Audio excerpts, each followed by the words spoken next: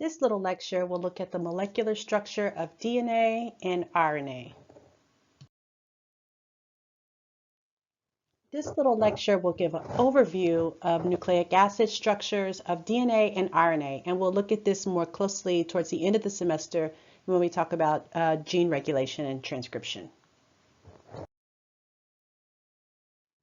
We'll start with DNA. DNA is a double helix, meaning that a strand of DNA is made up of two complementary sides. When we say the sides are complementary, we mean that the sides match each other. DNA is the original genetic code. It has its own alphabet of only 4 letters. These letters designate base pairs. The letters of the DNA alphabet, or the base pairs, are A, C, T, and G. Each of these 4 base pairs forms complementary pairs, so the 4-letter alphabet forms 2 sets of base pairs.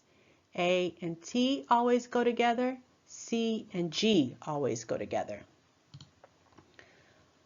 Now let's look here at our double helix, right here.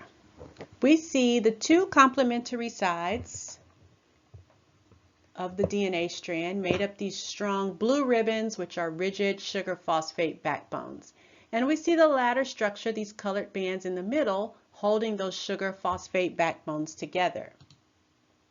The rungs of these ladders are made up of complementary base pairs. Look here at our flattened out DNA structure all the way to the right.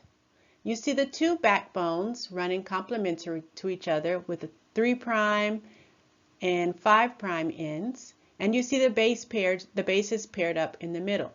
A's and T's always paired together. C's and G's always paired together. So this flattened out structure really shows the complementarity of DNA strands. Each strand is basically a mirror image of the other.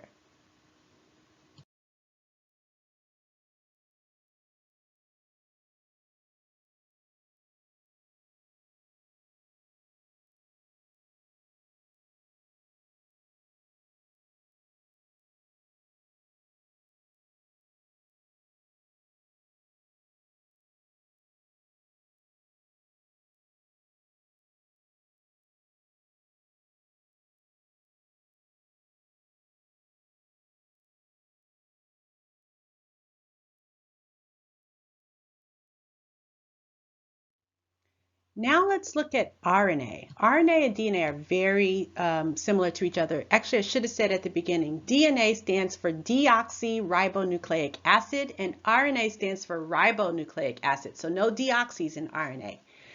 So we know that the 4-letter alphabet for DNA is A, C, T, and G. And we also know that DNA is the template for RNA. So RNA is transcribed from DNA. But RNA does not use the letter T. So instead of ACTG, the 4-letter alphabet for RNA is ACU and G. So this changes up the base pairing. So instead of A and T for RNA, an A pairs with A of DNA pairs with a U of RNA, or a T, while a T from DNA still pairs with an A. And a C from DNA pairs with a G from RNA, and vice versa. Don't worry if this isn't altogether clear to you right now. We're going to go over it in much more detail later. But I just want to point out for RNA, if you look in this little figure, you see that the DNA template, which is on the blue line, wherever you have an A, you see that the RNA match to it, which is on the pink line, is a U.